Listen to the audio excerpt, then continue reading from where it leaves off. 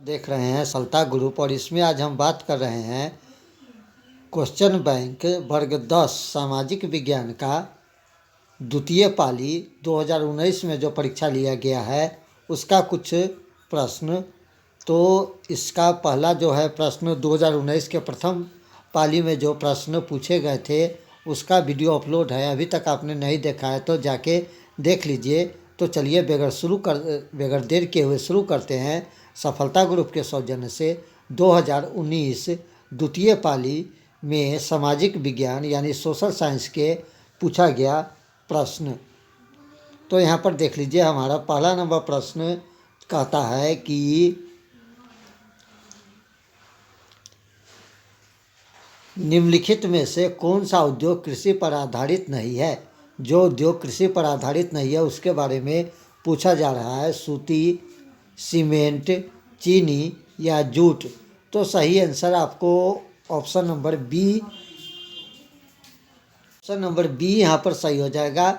Cement उद्योग कृषि से जुड़ा हुआ नहीं है। चलिए नंबर 2 प्रश्न जानते हैं। विश्व व्यापार संगठन WHO की स्थापना कब हुई। 1952 में, 1992 में, 1993 में, 1994 में, या ऑप्शन नंबर आप डी को देख लीजिए। ऑप्शन नंबर डी कहता है 1995 में। तो आपको सही आंसर 2 का जो है ऑप्शन नंबर डी ही हो जाएगा।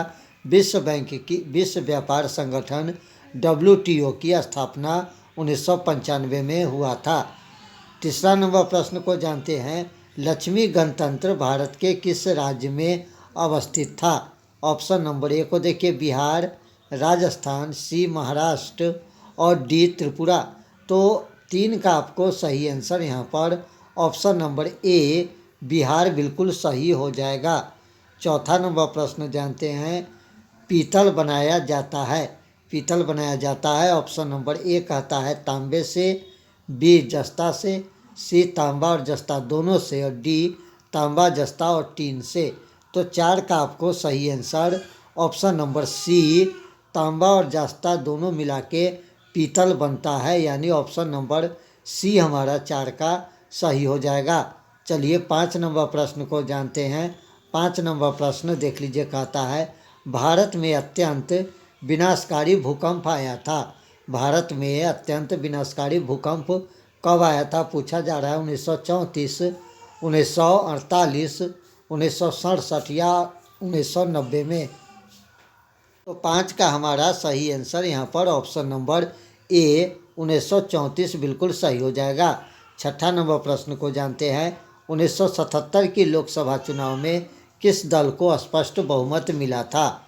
1977 की लोकसभा चुनाव में किस दल को स्पष्ट बहुमत मिला था। भारतीय जनता पार्टी, भारतीय राष्ट्रीय कांग्रेस और भारतीय कम्युनिस्ट पार्टी। आपको 6 का सही आंसर ऑप्शन नंबर बी हो जाएगा, यानी कि जनता पार्टी। 1977 के लोकसभा चुनाव में जिस दल को स्पष्ट बहुमत मिला था वो आपको जनता पार्टी सही हो जाएगा। चलिए 7वां नंबर प्रश्न को जानते हैं। कार्ल मार्क्स का जन्म कहाँ हुआ था। Option A Germany, England, France या पोलैंड में।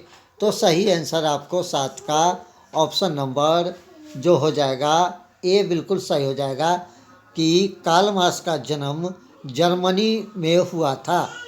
8वां नंबर प्रश्न को जानते हैं। ग्राम कचहरी का प्रधान कौन होता है। ऑप्शन ए पंच, बी सरपंच, सी प्रमुख और डी न्याय मित्र।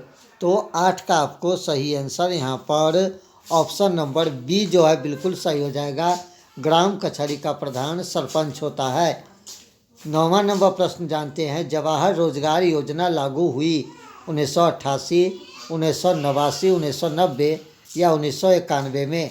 तो जवाहर रोजगार योजना जो लागू हुआ था आपको ऑप्शन नंबर बी 1989 ईस्वी बिल्कुल सही हो जाएगा। 10 नंबर प्रश्न को जानते हैं। 10 नंबर प्रश्न। नरेगा के अंतर्गत ग्रामीण मजदूर को साल में कितने दिनों के लिए रोजगार देने की व्यवस्था है। ऑप्शन नंबर ए को देखिए 100 दिन, 125, सी 150 दिन और डी 200 दिनों तक। तो नरेगा के अंतर्गत ग्रामीण मजदूरों को साल में कम से कम जो है 125 दिन तक रोजगार देने की व्यवस्था है। ऑप्शन नंबर 10 का बी। 11 नंबर प्रश्न को जानते हैं। 11 नंबर प्रश्न कहता है 16वीं लोकसभा में महिलाओं सदस्यों की संख्या कितनी है। 16वीं लोकसभा में महिला सदस्य की संख्या 61 है, 63 है, 65 है या 67 है। तो 16वीं लोकसभा चुनाव में जो महिला की संख्या थी वो आपको ऑप्शन नंबर यहाँ पर 61 बिल्कुल सही हो जाएगा, ऑप्शन नंबर ए। 12 नंबर प्रश्न इनमें से कौन सा सबसे लंबा राष्ट्रीय राजमार्ग है। तो 11 का आपको सही आंसर यहाँ पर ऑप्शन नंबर ए 61 जो है महिलाओं की संख्या थी। 12 नंबर प्रश्न इनमें से कौन सा सबसे लंबा राष्ट्रीय राजमार्ग है। ऑप्शन नंबर ए राजमार्ग 2, राज्य संख्या 3, राज्य संख्या 5 और राज्य संख्या 7। तो 12 का आपको सही आंसर ऑप्शन नंबर डी जो है बिल्कुल सही हो जाएगा, राज्य मार्ग संख्या 7। 13 नंबर प्रश्न मानव पूंजी के प्रमुख घटक ज्ञान, कौशल, अनुभव इनमें से सभी। तो 13 का आपको सही आंसर जो हो जाएगा ऑप्शन नंबर डी जो है बिल्कुल सही हो जाएगा, इनमें से सभी। चलिए अगला प्रश्न जानते हैं। 14 नंबर प्रश्न को जानते हैं। 14 नंबर प्रश्न कहता है सर्वाधिक वर्षा होती है पूर्णिया में, चेरापूंजी में, कोचिंग में और मानिसराम में। तो 14 का आपको सही आंसर ऑप्शन नंबर डी जो है बिल्कुल सही हो जाएगा, यानी कि मानसीराम। 15 नंबर प्रश्न नेवल पुरस्कार से सम्मानित बांग्लादेशी अर्थशास्त्री है। प्रोफेसर इकबाल यूनुस, मोहम्मद इकबाल यूनुस, प्रोफेसर मोहम्मद यूनुस और प्रोफेसर शरीफ यूनुस। तो 15 का आपको सही आंसर ऑप्शन नंबर सी जो है बिल्कुल सही हो जाएगा, प्रोफेसर मोहम्मद यूनुस। 16 नंबर प्रश्न को जानते हैं। 16 नंबर प्रश्न काफ़ी महत्वपूर्ण, निम्न में से कौन सा विदेशी ब्रांड नहीं है। हुंडई, टोयोटो, फोर्ड और ऑप्शन नंबर डी टाटा। तो सही आंसर 16 का यहाँ पर ऑप्शन नंबर जो है आपको हो जाएगा, ऑप्शन नंबर डी ही सही हो जाएगा, टाटा जो है विदेशी ब्रांड नहीं है। 17 नंबर प्रश्न झारखंड राज्य का गठन कब हुआ था। 1 नवंबर 2000, 9 नवंबर 2000, 15 नवंबर 2000 और 15 नवंबर 2001। तो झारखंड राज्य का गठन आपको जो हुआ था 15 नवंबर 2000 ईस्वी में। तो ऑप्शन नंबर सी यहाँ पर सही हो जाएगा। 18 नंबर प्रश्न को जानते हैं। 18 नंबर प्रश्न देख लीजिए। चलिए अगला नंबर प्रश्न जानते हैं। 16वीं लोकसभा में महिला सदस्य की संख्या। तो 16वीं लोकसभा में महिला सदस्य की संख्या 61 थी। 12 नंबर प्रश्न जानते हैं। इनमें से कौन सा सबसे लंबा राष्ट्रीय राजमार्ग है। तो ऑप्शन नंबर डी हमारा सही हो जाएगा। प्रश्न नंबर 13 मानव पूंजी के प्रमुख घटक ज्ञान, कौशल, अनुभव और इनमें से सभी। तो ऑप्शन नंबर डी हमारा यहाँ पर सही हो जाएगा। 14 नंबर प्रश्न सर्वाधिक वर्षा पूर्णिया में होती है, चेरापूंजी में होती है, कोचिंग में होती है या मानसीराम में होती है। तो भारत में सबसे अधिक वर्षा मानसीराम में होती है, ऑप्शन नंबर डी सही है। 15 नंबर प्रश्न नेवल पुरस्कार से सम्मानित बांग्लादेशी अर्थशास्त्री। तो option number C professor Mohammad Yunus हमारा सही आंसर हो जाएगा। 16 नंबर प्रश्न को जानते हैं। 16 नंबर प्रश्न निम्न में से कौन सा विदेशी ब्रांड नहीं है। हुंडई, टोयोटो, फोर्ड और टाटा। तो सही आंसर ऑप्शन नंबर डी यहाँ पर सही हो जाएगा, टाटा। 17 नंबर प्रश्न झारखंड राज्य का गठन 1 नवंबर 2000, 9 नवंबर 2000, 15 नवंबर 2000 या 15 नवंबर 2001। तो झारखंड राज्य का गठन 15 नवंबर 2000 को हुआ था। 18 नंबर प्रश्न जानते हैं। 18 नंबर प्रश्न इनमें से कौन से प्राथमिक ऊर्जा नहीं। प्राकृतिक गैस, पेट्रोलियम, विद्युत, कोयला। तो 18 का आपको सही आंसर ऑप्शन नंबर सी जो है बिल्कुल सही हो जाएगा, यानी कि विद्युत हमारा सही आंसर हो जाएगा। 19 नंबर प्रश्न, दाल किस प्रोटीन अंश का स्रोत है? कार्बोहाइड्रेट, प्रोटीन, विटामिन डी या वसा? तो सही आंसर आपको दाल जिस पौष्टिक का अंश है, स्रोत है, वो ऑप्शन नंबर बी प्रोटीन बिल्कुल सही हो जाएगा। 20 नंबर प्रश्न को जानते हैं। 20 नंबर प्रश्न, भारत में कितने राष्ट्रीयकृत बैंक है? 14, 19, 20 या 27? तो 20 का आपको सही आंसर ऑप्शन नंबर बी हो जाएगा। भारत में 19 राष्ट्रीयकृत बैंक है। 21 नंबर प्रश्न, नेपा नगर प्रसिद्ध है चीनी के लिए, सीमेंट के लिए, अखबारी कागज के लिए या सूती कपड़े के लिए? तो नेपा नगर जिस चीज़ के लिए प्रसिद्ध है वो ऑप्शन नंबर सी अखबारी कागज बिल्कुल सही हो जाएगा। 22 नंबर प्रश्न को जानते हैं। हिंदुस्तान रिव्यू का प्रकाशन किसने आरंभ किया? रामकृष्ण वर्मा, श्री कृष्ण सिंह, मजरूल हक, सच्चिदानंदन सिन्हा? तो option number D Sachchidanandan Sinha सही हो जाएगा। 23 नंबर प्रश्न को जानते हैं। सेफ्टी लैंप का आविष्कार किसने किया? कॉम्पटन, जेम्स हारग्रीव्स, हफी डेवी और जॉन के? तो सेफ्टी लैंप का आविष्कार जिसने किया था उनका नाम जो है ऑप्शन नंबर सी हफी डेवी जो है बिल्कुल सही हो जाएगा। 24 नंबर प्रश्न को जानते हैं। अंतर्राष्ट्रीय श्रमिक संगठन की स्थापना किस वर्ष हुई? 1917, 1919, 1921, 1923? तो 24 का आपको सही आंसर ऑप्शन नंबर बी 1919 ईस्वी बिल्कुल सही हो जाएगा। 25 नंबर प्रश्न को जानते हैं। 25 नंबर प्रश्न, मंदार हिल किस जिले में स्थित है? मुंगेर, भागलपुर, बांका या बक्सर? तो सही आंसर 25 का आपको ऑप्शन नंबर सी जो है बिल्कुल सही हो जाएगा, बांका। भारतीय जनता पार्टी का चुनाव चिन्ह क्या है? हाथ का पंजा, कमल का फूल, गेंदा का फूल और डी चक्र? तो ऑप्शन नंबर बी हमारा सही हो जाएगा। भारतीय जनता पार्टी का चुनाव चिन्ह कमल का फूल है। 16वीं लोकसभा चुनाव किस वर्ष हुआ था? 2012 में, 2013 में, 2014 में और ऑप्शन नंबर डी 2015 में? तो 16वीं लोकसभा चुनाव हुआ था आपको 2014 हमारा बिल्कुल सही आंसर हो जाएगा। 28 नंबर प्रश्न, पटना में गोलघर किस उद्देश्य से बनाया गया था? 28 का प्रश्न जानते हैं आंसर। सैनिक के रखने के लिए, अस्त्र शस्त्र रखने के लिए, अनाज रखने के लिए या पूजा करने के लिए? तो सही आंसर 28 का ऑप्शन नंबर सी पटना में गोलघर का निर्माण जो हुआ था अनाज रखने के उद्देश्य से बनाया गया था। ऑप्शन नंबर सी 28 का हो जाएगा। 29 नंबर प्रश्न को जानते हैं। भारतीय राष्ट्रीय कांग्रेस की स्थापना कब हुई? 1885, 1890, 1895 या 1900? तो 29 का आपको सही आंसर ऑप्शन नंबर ए 1885 बिल्कुल सही हो जाएगा। 30 नंबर, इनमें कौन सी प्राकृतिक आपदा नहीं है? आतंकवाद, सुनामी, बाढ़ या भूकंप? तो ऑप्शन नंबर ए यहाँ पर सही हो जाएगा, आतंकवाद। 31 नंबर प्रश्न को जानते हैं। 31 नंबर प्रश्न कहता है, यंग यूरोप की स्थापना किसने की थी? मैजनी ने किया था, गौरीवाल्डी, विक्टर एनुमल और मोसिलिनी? तो यंग यूरोप की स्थापना जिसने किया था वो आपको ऑप्शन नंबर ए मैजनी बिल्कुल सही हो जाएगा। 32 नंबर प्रश्न, भारत में योजना आयोग का गठन कब किया गया? 15 मार्च 1950, 15 सितंबर 1950, 15 अक्टूबर 1951 और डी इनमें से कोई नहीं। तो भारत में योजना आयोग का गठन 15 मार्च 1950 में किया गया, जब इस समय भारत में योजना आयोग को भंग करके नीति आयोग बनाया गया है।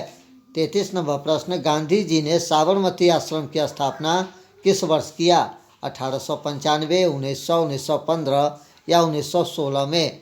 तो गांधी जी ने साबरमती आश्रम की स्थापना जो किए थे वो आपको ऑप्शन नंबर डी जो है बिल्कुल सही हो जाएगा, 1916 में।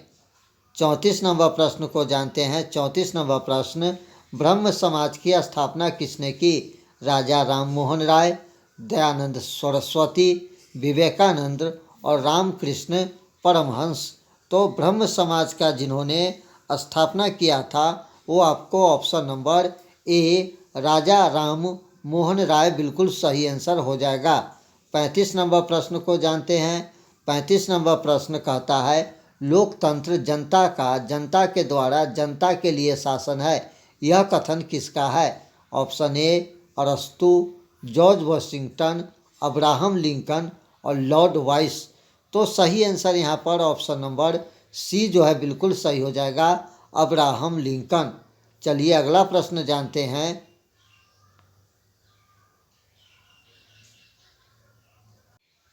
भारत का सबसे बड़ा बंदरगाह मुंबई, चेन्नई, कोलकाता और कांडाल। तो भारत का सबसे बड़ा बंदरगाह 36 का आपको ऑप्शन नंबर जो है ए जो है बिल्कुल सही हो जाएगा, यानी कि मुंबई।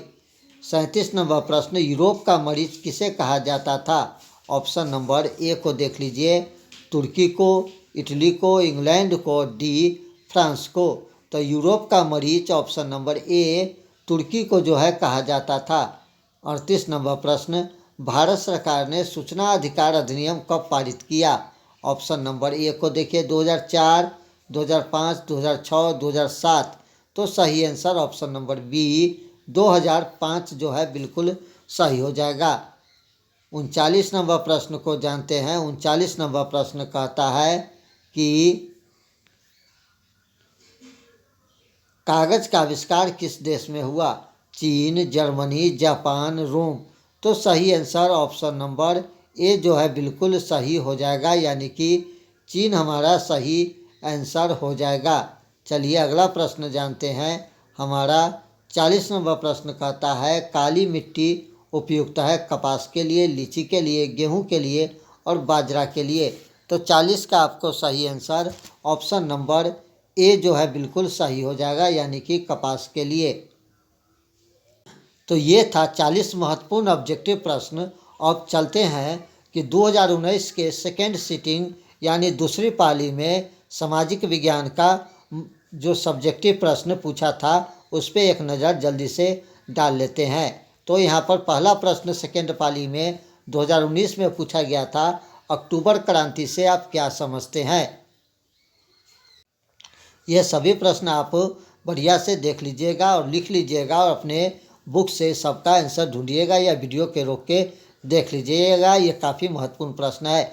अक्टूबर क्रांति से आप क्या समझते हैं? तो आंसर जान लेते हैं। यह क्रांति बोल्शेविक क्रांति के नाम से भी जाना जाता है। पुरानी रूसी कैलेंडर के अनुसार यह क्रांति 25 अक्टूबर 1917 को हुई थी। इसके नेतृत्व लेनिन ने किया। यह 1917 की दूसरी क्रांति थी। लेनिन और ट्रॉट्स्की ने बलपूर्वक केरेंस्की की सरकार का तख्ता पलट दिया। क्रांति के बाद सत्ता बोल्शेविक, जिसका प्रधान लेनिन था, के हाथों में आया। उसने रूस के नवनिर्माण का कार्य आरंभ कर दिया। चलिए नंबर 2 प्रश्न 2019 सेकेंड सिटिंग में दूसरी पाली में पूछा गया था। सविनय अवज्ञा आंदोलन का परिणाम पूछा जा रहा था। तो इसका परिणाम हम जानते हैं, आंसर जानते हैं। सविनय अवज्ञा आंदोलन का निम्नलिखित परिणाम हुआ।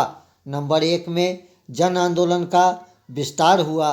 इसमें समाज के सभी वर्गों ने भाग लिया। नंबर 2, पहली बार बड़ी संख्या में महिलाएं घर से बाहर निकली एवं आंदोलन में शरीक हुई।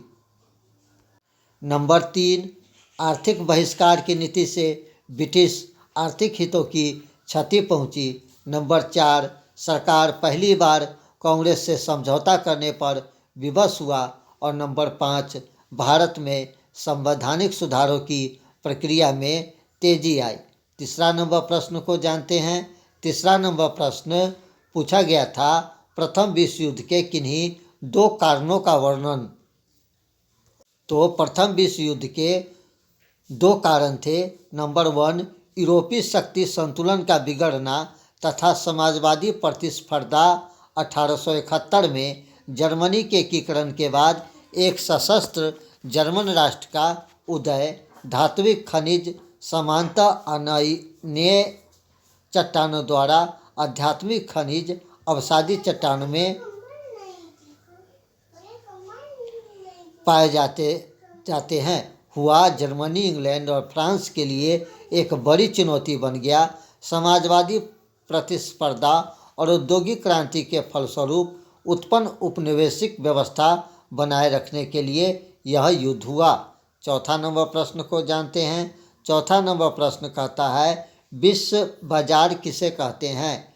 विश्व बाजार का अर्थ वैसे अंतर्राष्ट्रीय बाजार से है जहां विश्व के विभिन्न देशों के व्यापारी सामान की खरीद बिक्री करते हैं। आधुनिक यूरोप में भौगोलिक खोज, पुनर्जागरण, राष्ट्रीय राज्यों का उदय एवं वाणिज्यवाद की उत्पत्ति के बाद विश्व बाजार का तेजी से विकास हुआ। औद्योगिक क्रांति ने विश्व बाजार का विस्तार किया। विश्व बाजार का स्वरूप औद्योगिक क्रांति के बाद ही उभरा। नंबर 5 में पूछा गया था पांडुलिपियाँ क्या है और इसकी उपयोगिता के बारे में पूछा जा रहा है। छापा खाने के आविष्कार के पूर्व भोजपत्र तथा हाथ से बने कागज पर हाथों से सुंदर अक्षरों में लिखकर पुस्तक तैयार की जाता था। इसे ही पांडुलिपियाँ कहते हैं। भारत में विभिन्न भाषाओं में इन्हें तैयार किया गया। इनके किनारे को सुंदर रंगीन चित्रों से सुशोभित कर दिया गया। पन्ने को सिलकर उनके ऊपर जिद लगा दी जाती थी। पनडुब्बियाँ की नकल उनकी अनेक प्रति बना ली जाती थी। यद्यपि इन्हें तैयार करना कठिन और महंगा था, परंतु अत्यधिक आकर्षित होती थी। इससे तत्कालीन लेखन कला का परिचय मिलता है। नंबर 6 और 7 दीर्घोत्तरीय प्रश्न थे और इनमें से किसी एक प्रश्न का आंसर आपको देना था। 2019 के महत्वपूर्ण ऑब्जेक्टिव प्रश्न सफलता ग्रुप के सौजन्य से लेनिक के जीवन एवं उपलब्धियों पर प्रकाश डाले। रूसी इतिहास में लेनिक 1870 से 1924 का महत्वपूर्ण स्थान है। वह बोल्शेविक क्रांति का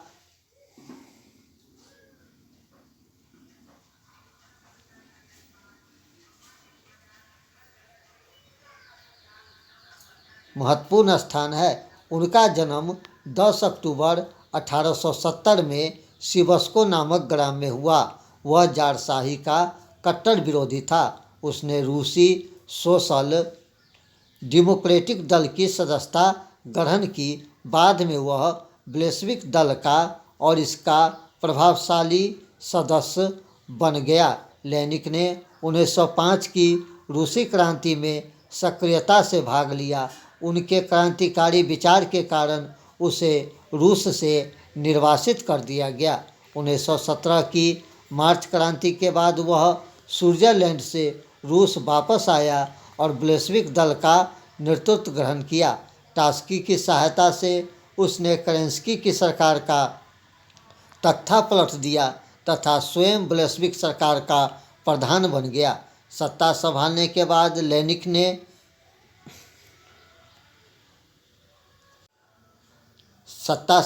के बाद लेनिक ने रूस के नवनिर्माण का कार्य आरंभ कर दिया। उसने रूस की बाहर और आंतरिक नीतियों में महत्वपूर्ण बदलाव लाए। 1918 में जर्मनी के साथ ब्रेस्ट-लिटोवस्क की संधि कर युद्ध समाप्त कर दिया। उसने राष्ट्रीयता और सिद्धांत अपनाया तथा समाजवाद विरोधी नीति अपनाई।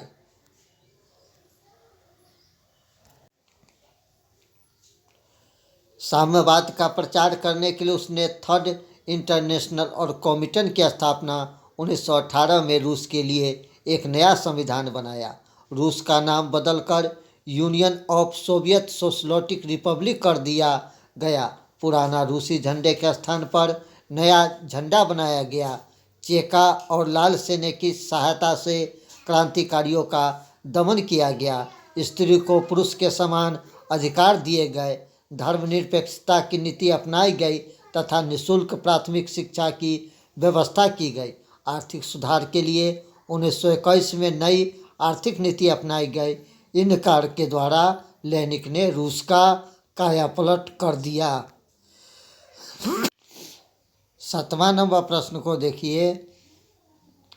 भारतीय प्रेस की विशेषता को लिखे। 19वीं शताब्दी के पूर्वार्ध तक समाचार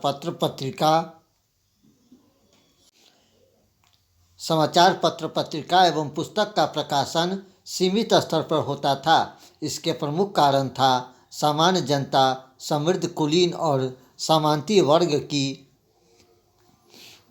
रुचि प्रेस में न था। प्रेस चलना घाटा का व्यवसाय माना जाता था, साथ ही सरकारी कोपभाजन का भी खतरा था। इसके बावजूद समाचार पत्र ने सामाजिक धार्मिक सुधार आंदोलन को समर्थन देकर तथा शासकीय प्रजातीय विभेद की नीति की आलोचना कर राष्ट्रीय चेतना जगाई। 1857 के विद्रोह के बाद समाचार पत्र के प्रकाशन में तेजी आई। इस समय समाचार पत्र के स्वरूप में भी परिवर्तन आया। समाचार पत्र प्रजातीय आधार पर दो वर्ग, एंग्ली इंडियन तथा भारतीय प्रेस में विभक्त हो गया। एंग्ली इंडियन प्रेस ने सरकार समर्थक दृष्टिकोण को अपनाया। यह फूट डालो और शासन करो अंग्रेजी नीति को बढ़ावा देता था। इस समय अंग्रेजी भाषा और अंग्रेजों द्वारा संपादित और प्रकाशित समाचार पत्र में उल्लेखनीय है times of India, statement, Englishman इत्यादि। इसके विपरीत भारतीय प्रेस, जो अंग्रेजी और देसी भाषा के में समाचार पत्र प्रकाशित करते थे, अंग्रेजों सरकार के नीति की आलोचना की। इसे राजनीतिक सामाजिक ज्वलंत प्रश्नों पर भारतीय दृष्टिकोण को रखा। इसने भारतीयों में राष्ट्रीयता एवं एकता की भावना जागृत करने का प्रयास किया। ऐसे समाचार पत्र सोम प्रकाश, हिंदू पेटी, अमृत बाजार पत्रिका के नाम महत्वपूर्ण है। इनमें प्रकाशित प्रबुद्ध तीर्थ जैसे राजा राम मोहन राय, दादा भाई नौरोजी, बाल गंगाधर तिलक, महात्मा गांधी आदि राष्ट्रीय आंदोलन को गति मिली। इसीलिए भारतीय प्रेस को नियंत्रित करने को लगातार प्रयास किए जाते रहे। राजनीति विज्ञान से 8वां नंबर प्रश्न 2019 में जो पूछा गया था, सांप्रदायिक सद्भाव को प्रोत्साहित करने के लिए आप क्या करेंगे। सांप्रदायिक सद्भाव को प्रोत्साहित करने के लिए लोगों को दिल में यह भावना लानी होगी कि उनका भारत उनका है और हिंदू मुसलमान सिख ईसाई फारसी सभी भारतवासी है। देश हित सर्वोपरि है और हम सबको मिलजुल कर रहना चाहिए। मिलजुल कर ही सद्भाव कायम कर सकते हैं। पर्व त्यौहार भी हम एक दूसरे के संप्रदाय के लोग के साथ मनाते रहे। चिपको आंदोलन के प्रमुख उद्देश्य पूछा जा रहा है। 9 नंबर प्रश्न, चिपको आंदोलन उत्तर प्रदेश वर्तमान उत्तराखंड में पेड़ों की कटाई रोकने के लिए चलाया गया आंदोलन था। वन विभाग ने खेल सामग्री के निर्माताओं को वन के भूखंडन आवंटित कर उन्हें पेड़ काटने की इजाज़त दी। इसी के विरोध में स्थानीय लोगों ने आंदोलन किया। इस आंदोलन में महिलाओं की भागीदारी अधिक थी। उनकी मांग पेड़ की कटाई को रोकना था, इसलिए वो पेड़ से चिपक जाती थी, जिससे पेड़ की कटाई संभव न हो सका। 10 नंबर प्रश्न पूछा गया था, भारतीय लोकतंत्र की किन्हीं 4 समस्या का वर्णन करें। भारतीय लोकतंत्र की 4 समस्या निम्नलिखित है। नंबर 1, भारत में शिक्षा का अभाव है, जिससे यहाँ की जनता अपने अधिकारों और अपने कर्तव्य के प्रति सचेत नहीं रहती। नंबर 2, हमारे देश में सामाजिक समानता की जगह धर्म ऊंच नीच का भेदभाव अधिक है। नंबर 3, भारत की जनता मतदान के महत्व को नहीं समझ पाता है, अतः मतदान का दुरुपयोग होता है। नंबर 4, भारत में आर्थिक समानता का अभाव है। आर्थिक समानता के अभाव में राजनीतिक स्वतंत्रता बेकार है। 11 नंबर प्रश्न जो है पूछा गया था, धर्मनिरपेक्ष राज्य किसे कहते हैं। धर्मनिरपेक्ष राज्य का कोई धर्म नहीं होता है, यह धर्म से अलग और ऊपर होता है। यह सभी धर्म एवं धर्मावलंबियों के साथ समान व्यवहार करता है और व्यक्ति के धर्म मामले में हस्तक्षेप नहीं करता है। समवर्ती सूची क्या है। केंद्र और राज्य के बीच शक्ति के बंटवारा के लिए निर्मित 3 सूचियों में एक ऐसी सूची है जिसके विषय पर केंद्र और राज्य दोनों कानून बना सकते हैं, परंतु विरोध की स्थिति में केंद्रीय कानून ही प्रभावी होगा। 13 नंबर प्रश्न जो है पूछा गया था, राजनीतिक दल के प्रभावशाली बनाने के 2 सुझाव मांगे गए थे। राजनीतिक दल के प्रभावशाली बनाने के 2 सुझाव वंशवाद, जातिवाद, व्यक्ति पूंजी जैसे बुराई से राजनीतिक दल को परहेज और सादगी, व्यक्ति को गुण ईमानदारी, कर्तव्यनिष्ठा, लोकप्रियता जैसे गुणों की प्रतिष्ठा करना होगा।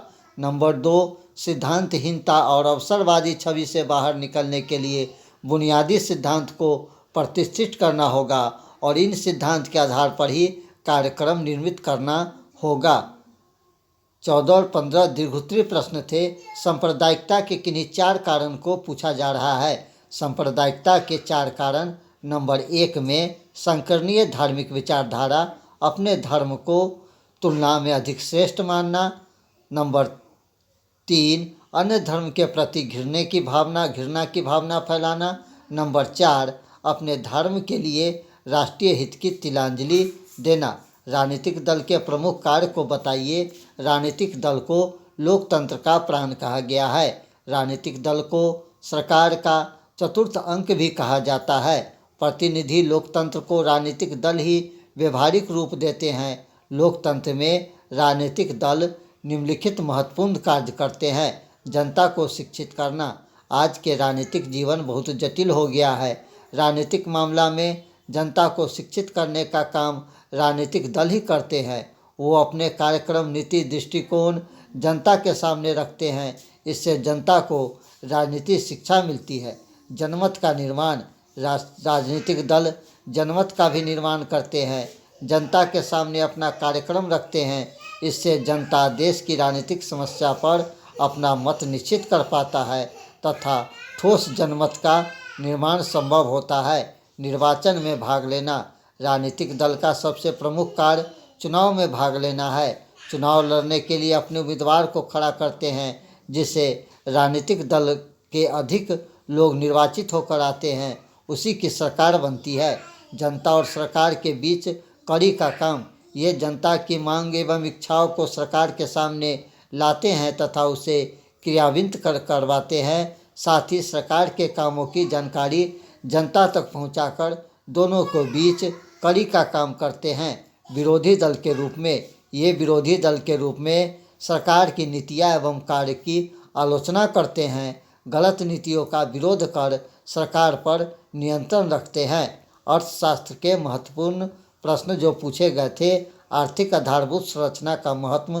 किसी देश के आर्थिक विकास में उसकी आर्थिक आधारभूत संरचना का महत्वपूर्ण योगदान होता है। यातायात, संचार, शक्ति, शिक्षा तथा मौद्रिक एवं वित्तीय संस्था एवं अर्थव्यवस्था को क्रियाशील बनाने हैं। इसके अभाव में कृषि एवं उद्योग किसी भी क्षेत्र का विकास संभव नहीं है। उदाहरण के लिए कच्चा माल, खाद, बीज आदि को कारखाने और खेतों में भेजने तथा इनके उत्पादन को उपभोक्ता तक पहुंचाने के लिए परिवहन सेवा का होना आवश्यक है। 17 नंबर प्रश्न पूछा गया था। सहकारिता से आप क्या समझते हैं? सहकारिता किसी देश द्वारा अपने आर्थिक उद्देश्य की पूर्ति के लिए गठित एक ऐच्छिक संगठन है, जिसकी प्राथमिक कृषि साख सोसाइटी फैक्स किसानों के बीच खाद्य एवं अन्य कृषि आयगत इनपुट के लिए सस्ते दर पर ऋण उपलब्ध कराती है। सहकारिता का मूल भावना आपसी सहयोग एवं प्रजातांत्रिक मूल द्वारा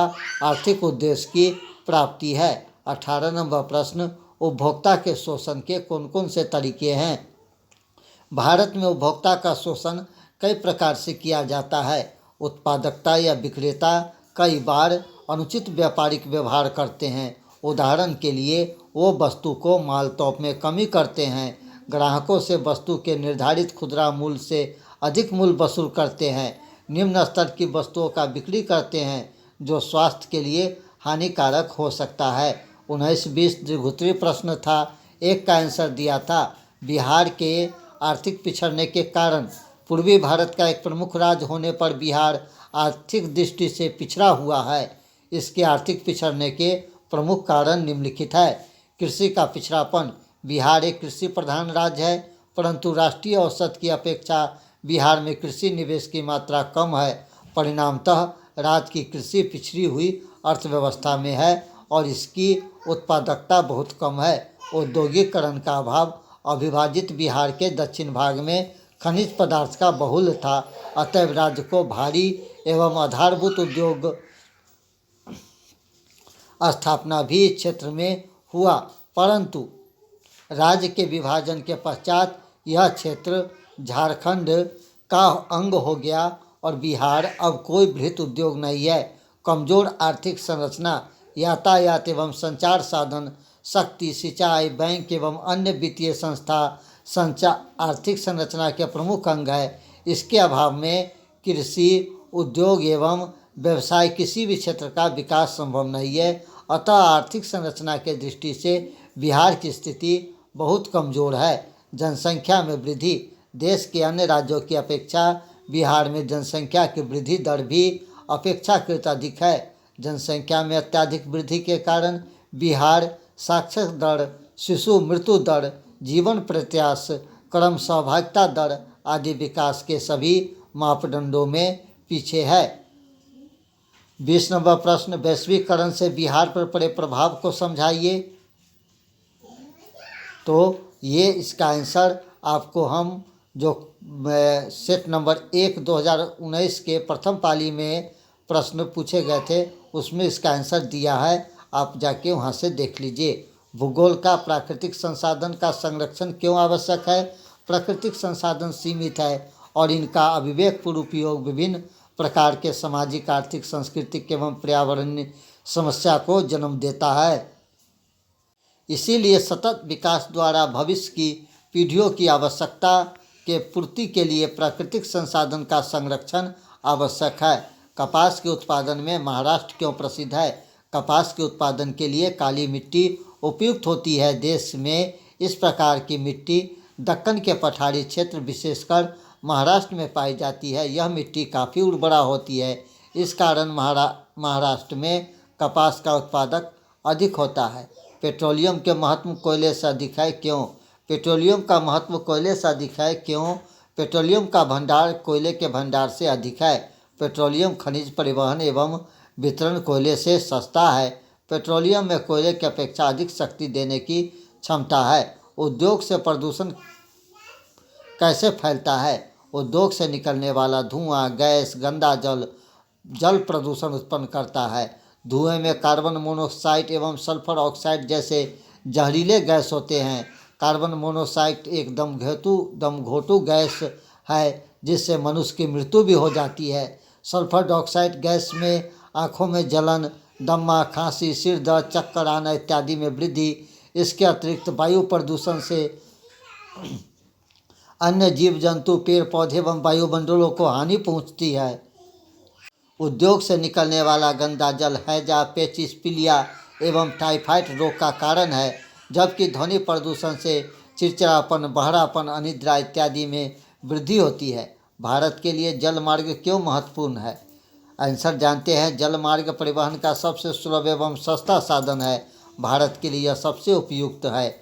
जल मार्ग के निर्मित करने में धन का अधिक व्यय नहीं होता। यदि जल परिवहन का विकास देश के सभी राज्य में हो जाए तो सड़क और रेल परिवहन मार्ग में होने वाले व्यय बचेगा, डीजल की खपत में कमी आएगी, पेट्रोल का आयात घटेगा और परिवहन पर भी व्यय कम होगी।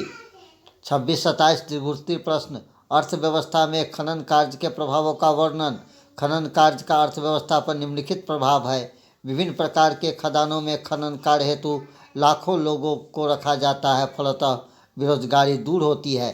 खदान को विकसित करने के लिए सड़क, रेल, विद्युत आधारभूत संरचना में वृद्धि करनी पड़ती है। इससे आर्थिक प्रगति की गति तेज होती है।